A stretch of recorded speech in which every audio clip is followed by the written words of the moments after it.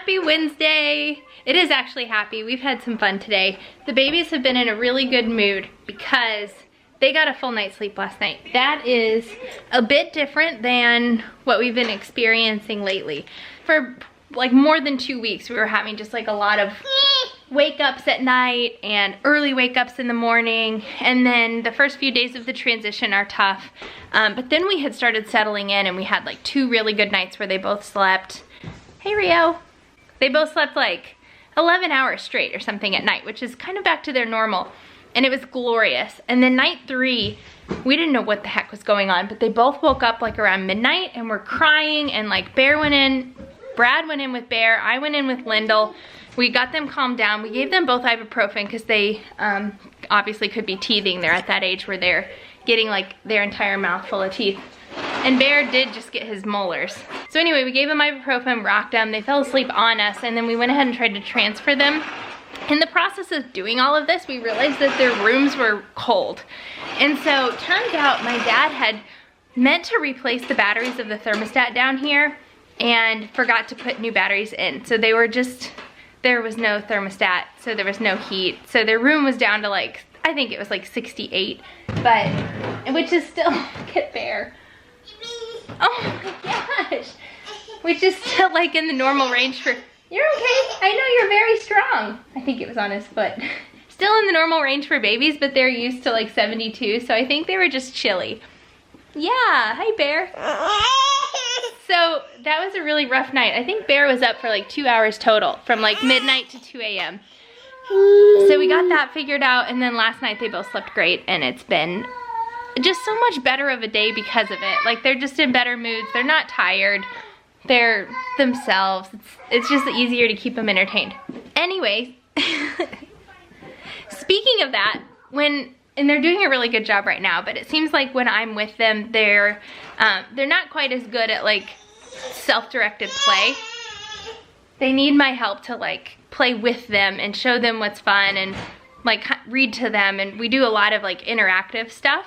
And I was reading how important it is for them to have some time during the day where they have just like self-directed or independent play. They do some with me, but not very much. And so I was telling my mom, I'm glad that we have the situation we do where I work a couple of days a week and we have a nanny here, and then a half a day Brad's with him by himself. And so I feel like during those times they foster their independent play a lot better. But they're doing great right now, of course. There are like patches or pockets of the day where they're really good about like keeping themselves entertained with open-ended activities. Like Bear will kick a ball around, and you can see him back there. Lyndall's laughing at something. So, is that so funny?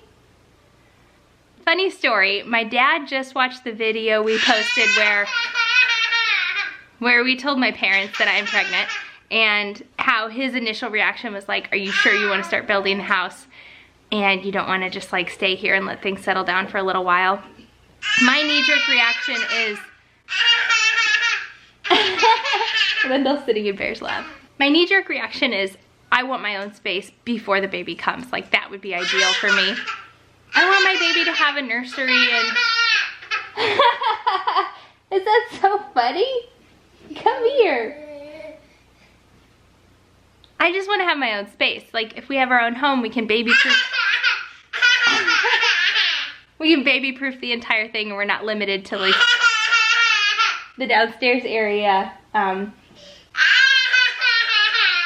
Like as of right now, if I want to go upstairs and prepare their food or clean up lunch or whatever. Like for example, we have like dishes up here because I don't have any way to wash them. I guess I could hand wash them in our sink that we have here, but anyway, long story, really long story, probably even longer. We can't just like, I can't just go upstairs with them by myself and get anything done, because then they're both running around in different directions and I can't keep them both out of stuff they're not supposed to be in. So if we had our own home, we could make every square foot of that house fair game and just make things a little safer for them to just run around and be free. So it's hard for me to swallow the idea of pumping the brakes on building our new house, staying here for another 6 months or a year. If you're new to our channel, we moved to Missouri from South Carolina Brad went reserves in the Navy, and we're planning on building a home next door to my parents on a lot right there. And in the meantime, we were trying to sell our house in South Carolina. It just finally sold like 2 weeks ago. So now we were getting ready to move forward with our plans of building. Found out I was pregnant by surprise, and so if a miracle happened, the house could be built before the baby comes. More than likely, we would be in the thick of like the end of the home building process when the baby comes home, and it would be very stressful. Come here, Bear. Come here. Come say hi. Come over here. Come here. Oh, okay.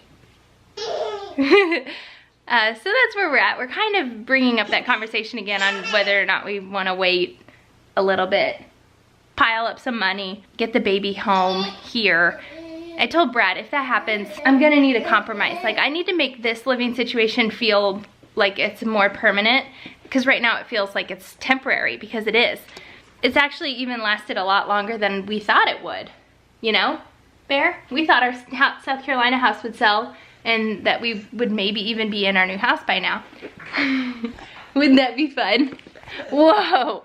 So, I don't know. I'm just trying to wrap my head around the idea of being here maybe another like year and a half to 2 years. That just sounds like a really long time. And my parents are so gracious to like give us this opportunity to live in their home for this long, and then to even like try to convince us to stay here longer. It's very, very sweet. We're very blessed to be in this situation. We're also blessed of the layout, where we have basically our own floor down here, our own kitchenette, almost everything that we need. It's really been ideal for our situation. Mwah. Mwah. Mwah.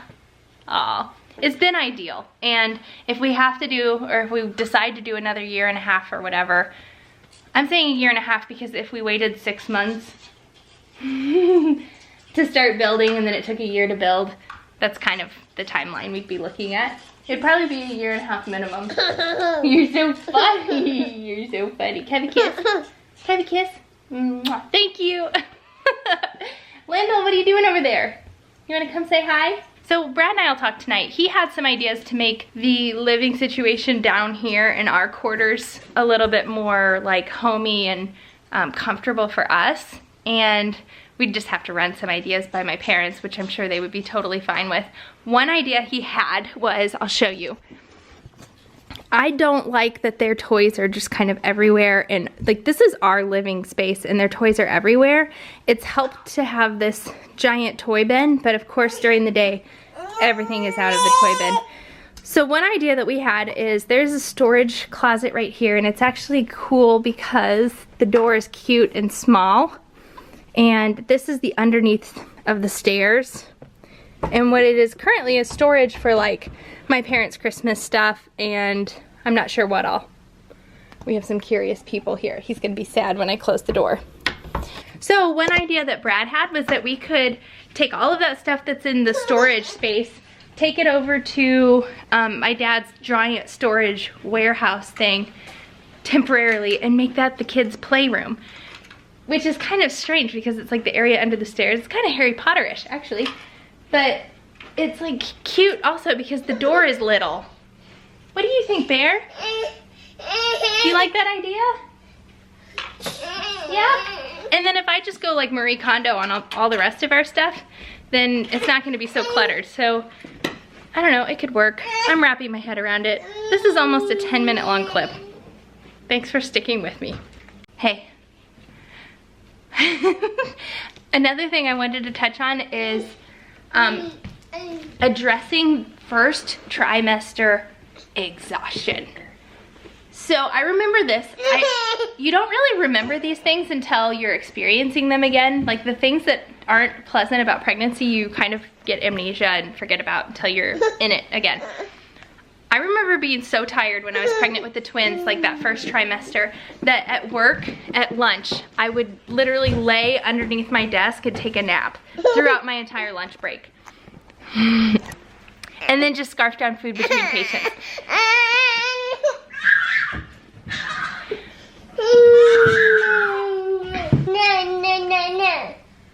You probably don't know this about me, but I'm a terrible sleeper. Like it takes me forever ever to fall asleep at night. So the fact that I could lay under my desk at work on a yoga mat and sleep at lunch was a huge thing. Like, I was exhausted. So I'm very close to that now. But obviously I don't have the luxury of like taking a nap on my lunch break. Oh, hi Bear. Hey Wendell.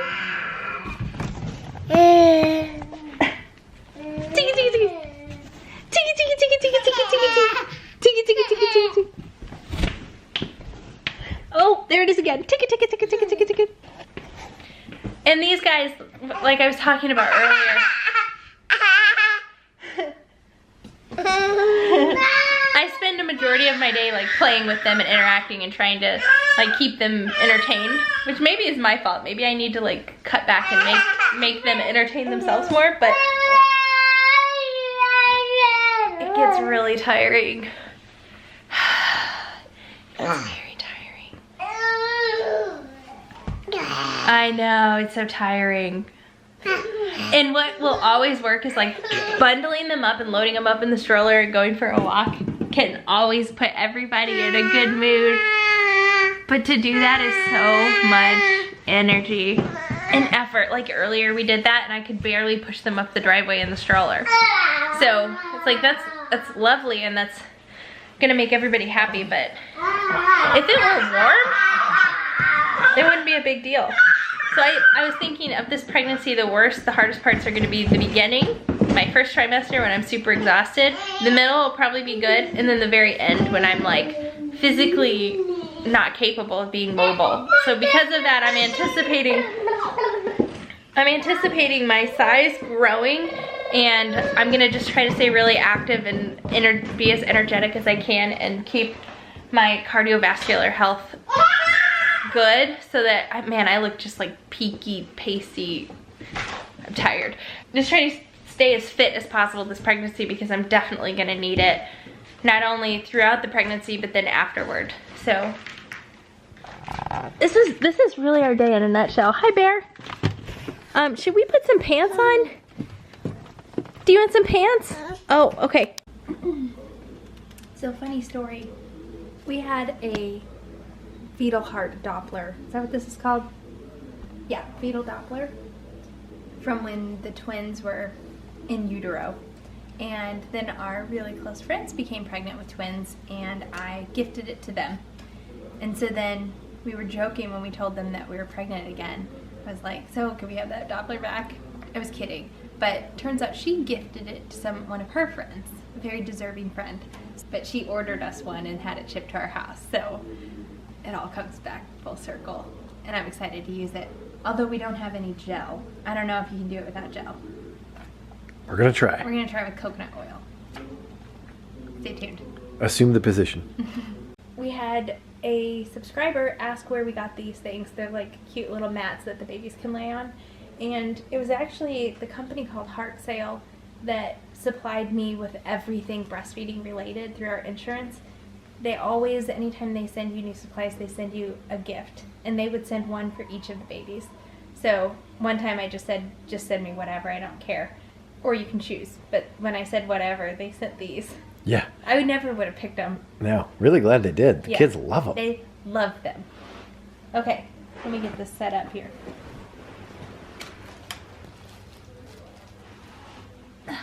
So without knowing how far along I am, this is kind of a shot in the dark because really you should be able to like detect the heartbeat with one of these until what, like 12 weeks I think is what they say. I think it's like 12 weeks. So I'm guessing I'm probably around 7. I don't know. We'll see if it works. Yeah, how do you use it? I really don't even know. It wasn't in the directions? I didn't read them.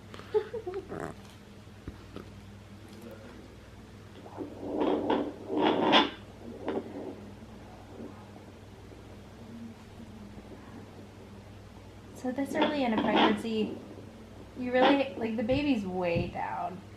Like your uterus is still way down there. And you have to get under your pubic bone. I remember just like having to really dig and angle it with the babies. But we successfully got each of their heartbeats. I think it was at like 7 weeks. Yeah, it was early.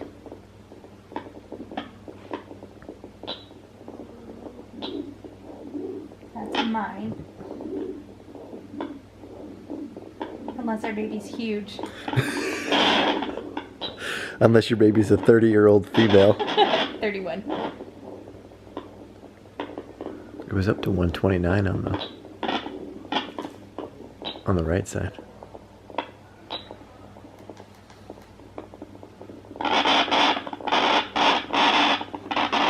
Failed attempt. But it is way early to be able to do this at home. I also knew exactly how far along I was last time, and we had already heard the heartbeat in the office. And I don't know, how did your cousin describe it? I didn't have a lot of like interference over the top of my uterus. You feel like you do now? Well, I have like scar tissue and Oh yeah. so I guess we'll just wait and see how far along I am at the doctor. But I think he or she Yeah. definitely has a heart. My cousin Laura is an ultrasound technician up in Dixon, Illinois. So, hi Laura. She's very helpful with all things pregnancy.